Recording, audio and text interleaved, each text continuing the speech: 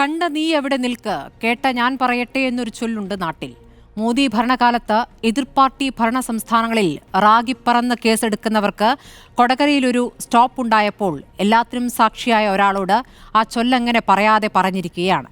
ഞാൻ എല്ലാം കണ്ടതാണെന്ന് അക്കാലത്ത് ആ ഓഫീസിന്റെ ചുമതലയുണ്ടായിരുന്ന തിരൂർ സതീഷ് പറയുന്നു. മൊഴിയെടുക്കുന്നില്ല എന്ന ഇഡിയും. BJPക്ക് വേണ്ടി കൊണ്ടുവന്നതെന്ന് സംസ്ഥാനത്തെ പോലീസ് കണ്ടെത്തിയ പണം സ്ഥലമിടപാടിനെന്ന് കണ്ടുപിടിച്ചിട്ടുണ്ട് ഇഡി. BJPയുടെ ഹവാല ഇടപാടുകാരനാണ് ധർമ്മരാജെന്ന പോലീസ് കണ്ടെത്തലിനെ വെട്ടി ബിസിനസ്സുകാരനാക്കിയിട്ടുണ്ട് ഇഡി. 41 കോടി കൊണ്ടുവന്ന് വിതരണം ചെയ്തിട്ടുണ്ടെന്ന് പോലീസ് പറയുന്നു. ഹൈവേ റോബറി അല്ലാതെ ഞങ്ങളൊന്നും അറിഞ്ഞിട്ടില്ല എന്ന് ഇഡി.